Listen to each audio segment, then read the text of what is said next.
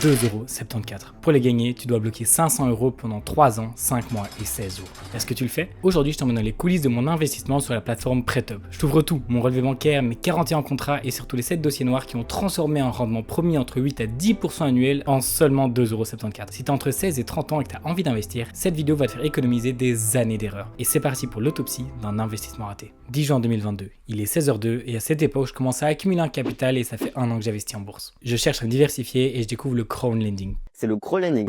Le crowdlending. Prêter aux PME françaises. La promesse, franchement, elle est incroyable. Devenir le banquier des entreprises. Un taux d'intérêt de 8,5, 9, parfois même 10% annuel. Et donc, j'essaie de mettre 500 € pour tester. Mon premier projet, c'est JT Company. Je mets 20 €. Pourquoi 20 €? Parce que c'est le minimum possible. Forcément, ça permet de se diversifier, d'investir sur le plus d'entreprises possible et si certains projets font défaut, il y en aura plein d'autres qui seront là pour rentabiliser l'investissement. Enfin, honnêtement, c'est ce que je me dis à ce moment-là. Mais vous verrez plus tard, c'est pas tout à fait ça. Les premiers mois, c'est incroyable. Je reçois mes remboursements, je réinvestis absolument tout, c'est la magie des intérêts composés. Au final, je finis par avoir 820 € d'investis avec seulement mes 500 € de départ. J'ai investi dans un total de 41 entreprises, dont des coiffeurs, des restaurants, vraiment tout ce que tu peux imaginer.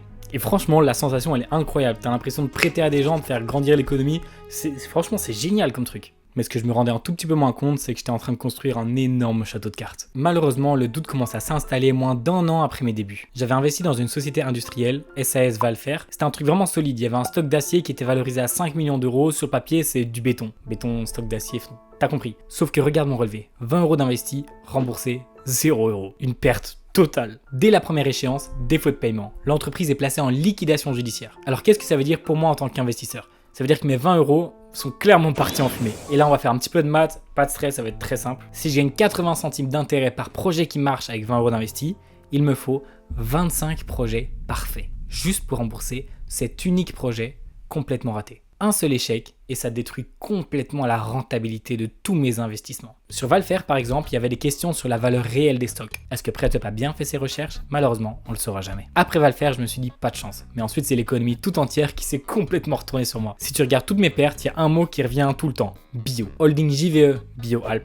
liquidation. SAS Probiotaire, en procédure. Et si on lit le rapport du mandataire judiciaire pour BioAlp par exemple, on voit le marché du bio a souffert ces derniers mois en raison de l'inflation. Les consommateurs se tournent vers une alimentation moins chère.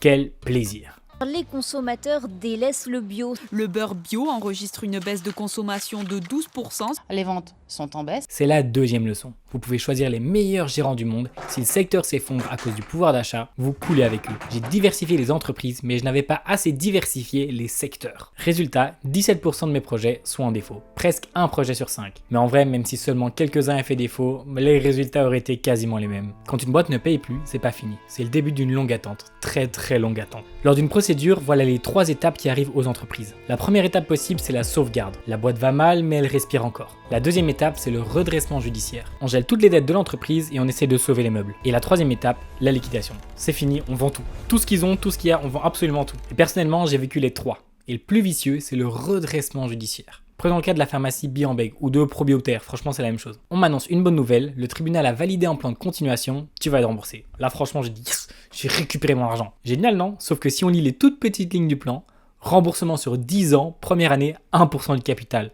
Waouh, c'est magnifique. Ouais, vous avez bien entendu, on va me rendre mes 20 € en 2035. Et encore, si l'entreprise tient jusque-là. C'est ce qu'on appelle une dette fantôme. Elle est affichée comme active sur mon tableau de bord, mais en réalité, c'est clairement de l'argent mort. Et comme on le sait tous, avec l'inflation, dans 20 ans, ces 20 € potentiellement remboursés ne vaudront déjà plus du tout les 20 € d'aujourd'hui. Bref, avec tout ça, je remarque très vite que les 10% annuels ou les 8% annuels n'existeront donc jamais. Donc j'ai pris la décision le 14 février 2024, le jour de la Saint-Valentin, de faire mon tout dernier investissement, le projet Tikayan. Et je me dis qu'à partir de là, je récupère tout, je retire le maximum possible, j'enlève tout et que je tenterai autre chose avec. Mais là, c'est le piège de l'illiquidité qui se referme. En bourse ou en crypto, si tu veux sortir, tu cliques sur vendre, tu perds peut-être un petit peu d'argent, mais 2 secondes plus tard, tu as tout ton argent qui est prêt et tu peux en faire ce que tu veux. Ici, c'est un tout petit peu plus compliqué. J'ai dû attendre que les projets se terminent un par un. Entre mon stop en février 2024 et mon retrait final, on arrive en novembre 2025. 21 mois. J'ai dû d'attendre 21 mois pour pouvoir tout retirer. Le 26 novembre 2025, je clique enfin pour la dernière fois sur le bouton retrait. Le reste était complètement bloqué dans les 7 procédures judiciaires, les capitaux zombies. Faisons maintenant les comptes finaux. J'ai sorti 500 € de ma poche et j'ai récupéré en main à la fin 502,74 €. Donc les gains nets pour 3 ans de risque et de gestion, 2,74 € avec un taux de défaut de projet de 17%. Alors est-ce qu'au final PretUp c'est une arnaque? Non, ils font leur boulot, ils suivent les impayés, mais ce produit n'est pas forcément adapté à ceux qui cherchent la sécurité ou la liquidité. Dis-toi que si ces entreprises demandent un financement auprès d'acteurs plus chers pour eux qu'une banque, c'est forcément que la banque leur a refusé leur prêt. Donc la partie sans risque, n'y crois pas trop. Après toute cette histoire, voilà mes 3 meilleurs conseils pour vous. 1. Ne bloquez jamais de l'argent dont vous pourriez avoir besoin pour un projet, que ce soit un appartement, une voiture, un voyage. 3 ans, c'est vraiment long. Deuxième conseil, si on vous propose 10% annuel, c'est qu'il y a un vrai risque que la boîte fasse faillite. C'est pas un cadeau. Troisième conseil, faites vos recherches avant d'investir dans quoi que ce soit. Et ça, c'est pour tous les investissements, il faut toujours faire vos propres recherches. J'ai perdu 3 ans pour gagner 2 €. Mais si cette vidéo vous évite de faire la même erreur, alors ces 2 € auront été la meilleure décision pour moi. Et nous, on se retrouve jeudi prochain, 16 h, pour la prochaine vidéo. Tchuss!